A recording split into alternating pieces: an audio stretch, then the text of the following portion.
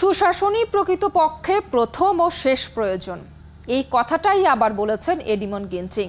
ঢাকায় এডিবির এই আবাসিক প্রধান আজ রাজধানীতে এক মধ্যাহ্ন ভোজ সভায় বলেছেন, বাংলাদেশে অর্থনৈতিক পরিস্থিতি স্থিতিশীল রাখতে ব্যাংক সহ আর্থিক খাত, এনবিআর, পুঁজিবাজার ও বিনিয়োগ বোর্ডেও সুশাসন সবচেয়ে বেশি জরুরি।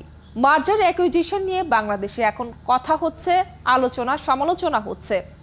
কোনো রোগীকে সুস্থ বা আপাত সুস্থ কারো কাঁধে তুলে দিলে যেমন আসলে রোগ সারবে না, তেমনি মার্জার হলেই বাংলাদেশের কোনো আর্থিক প্রতিষ্ঠান সুস্থ হবে না প্রকারান্তরে, আসলে সেটি বলেছেন গিন্টিং। তার এই কথার পর্যবেক্ষণ ও পরামর্শ বিশ্লেষণ নিয়ে যুক্ত হচ্ছেন এই মুহূর্তে আমার সঙ্গে অর্থনীতিবিদ ডক্টর জামাল উদ্দিন এফসিয়া। ডক্টর জামাল উদ্দিন, ধন্যবাদ জানাচ্ছি যুক্ত হবার জন্য। ঢাকায় এডিবির প্রধান বলেছেন, দেশে অর্থনৈতিক পরিস্থিতি স্থিতিশীল রাখতে ব্যাংক সহ আর্থিক খাত, এনবিআর, পুঁজিবাজার ও বিনিয়োগ বোর্ডে সুশাসন বাড়াতে হবে। বিকাশে কম খরচে ক্যাশ আউটের লিমিট বেড়ে 50,000, প্রিয় এজেন্টও 2টা। এটি আসলে নতুন কথা নয়। ব্যাংক মার্জার মিশন চলার সময় তার এই কথার তাৎপর্য কি বলে আপনার মনে হয়? দেখুন, ব্যাংক মার্জারের যে স্ট্যান্ডার্ড বেস্ট প্র্যাকটিস, যেটা সেই স্ট্যান্ডার্ড বেস্ট প্র্যাকটিসটা যদি আপনি সঠিকভাবে বাস্তবায়ন না করেন, তাহলে পার্শিয়ালি পিসমিল বেসিসে আপনি যদি করেন, সেটা কিন্তু আপনার শুধু একটা ঈপ্সিত ফল দিবেন। এবং এটার জন্য সুশাসনের অত্যন্ত প্রয়োজন, এবং ব্যাংক সংস্কারের জন্য আপনার যে পদ্ধতিগুলো স্ট্যান্ডার্ড বেস্ট প্র্যাকটিস যেটা, সেটা কিন্তু আপনাকে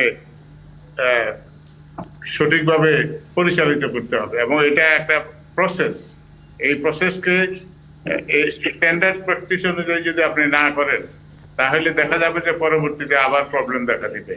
এই ক্ষেত্রে আপনার নিয়ম মাফিক এগুলো করা উচিত।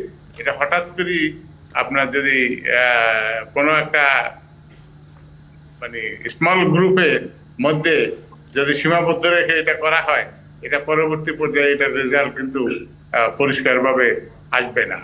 এবং সেই ক্ষেত্রে বাংলাদেশের উচিত এখনকার যে পরিস্থিতি, তাদের যে মন্তব্য, সেই মন্তব্যটা আপনার সঠিকভাবে মনোযোগ দিয়ে শোনা, এবং সেটাকে সিস্টেমেটিক্যালি আমরা আমাদের প্রবলেম আমাদেরকেই সলভ করতে হবে।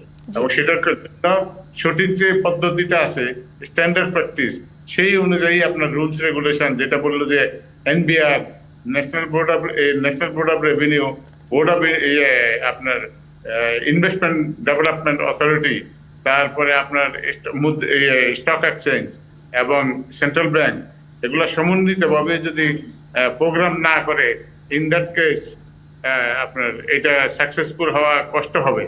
এবং সেই ক্ষেত্রে নিশ্চয়ই সমন্বিত উদ্যোগ খুবই জরুরি। কিন্তু সেটাই আসলে এডিমন গিন্টিং আরো আজ বলেছেন এই বিষয়টি নিয়ে, যে বাংলাদেশ ব্যাংকের নিজস্ব শক্তি বাড়ানোর আসলে বিকল্প নেই আর্থিক খাতে সুশাসন নিশ্চিত করার ক্ষেত্রে। আসলে আপনি বাংলাদেশ ব্যাংকের বোর্ডে ছিলেন, পরিচালক ছিলেন, আপনি কি বলবেন এই নিয়ে? বাংলাদেশ ব্যাংকে ইন্ডিপেন্ডেন্টলি ফাংশন করতে হবে। বাংলাদেশ ব্যাংকে এখন যেভাবে চলতেছে, এই পদ্ধতিতে চললে এই প্রবলেম তাদের পক্ষে রিকভার করা সম্ভব হবে।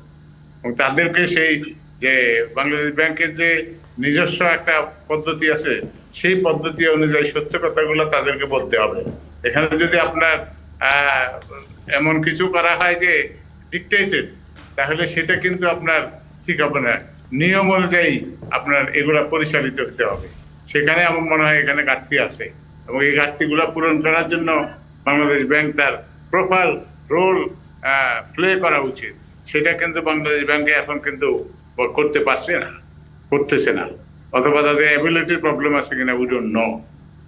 আচ্ছা, ব্যাংক মার্জার শুরু হলো, কিন্তু আসলে একটি হওয়ার পরই এখনো রোগাক্রান্ত ব্যাংকগুলোই বলছে যে আমরা মার্জার হব না, এর সাথে হব না বা ওর সাথে যাব না। তাহলে আসলে মার্জার পরিকল্পনা কি ব্যর্থ হলো? বা এ নিয়ে কেন্দ্রীয় ব্যাংক ও সরকারের পরিকল্পকদের সক্ষমতা আপনি কিভাবে দেখেন?